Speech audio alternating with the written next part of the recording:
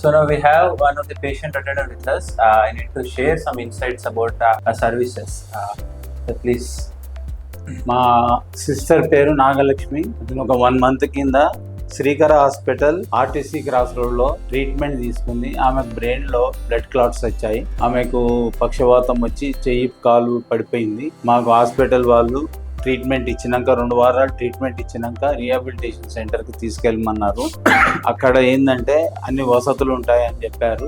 వాళ్ళు ఒక 3-4 పేర్లు చెప్పారు. అందులో మేము ఎంక్వైరీ చేస్తే భరోసా అనేది హాస్పిటల్, రీహాబిలిటేషన్ సెంటర్ హాస్పిటల్ చాలా బాగుంది. మా ఎంక్వైరీలో అది ఇక్కడ టీకేఆర్ కాలేజ్ ఎదురుగా, కమాన్ ఎదురుగా హైవేలో భరోసా హాస్పిటల్ రీహాబిలిటేషన్ సెంటర్ ఉంది. మేము అందులో వెళ్ళాము, అక్కడ జాయిన్ అయ్యాము.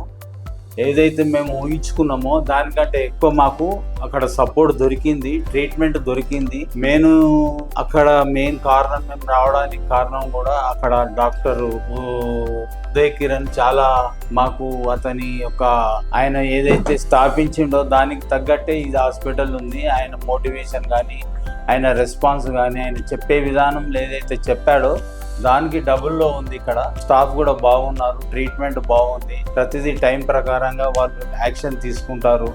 ఇమ్మీడియట్లీ కూడా మాకు కూడా ఫొటోస్ ద్వారా పంపిస్తారు. ఇది చాలా బాగుంది. నేను మా సిస్టర్ని జాయిన్ చేసినాక మేము 100% ఏదైతే భరోసా అనుకొని వచ్చినామో దానికి 100% భరోసా ఉంది. ఆ హామీ డాక్టర్ ఉదయ్ కిరణ్ గారు నిలబెట్టుకున్నారు. అది మాకు నచ్చింది. మేము ఇది సాటిస్ఫాక్షన్ ఉన్నాం. దీనికి నేను 5 రేటింగ్ ఇస్తున్నాను. Thank you, sir. So if anyone is suffering with any kind of neurological issues, any kind of issues, who needs rehabilitation for long term, and not only rehabilitation, other mental health care issues and general issues, you can choose Bharosa for this part of healing.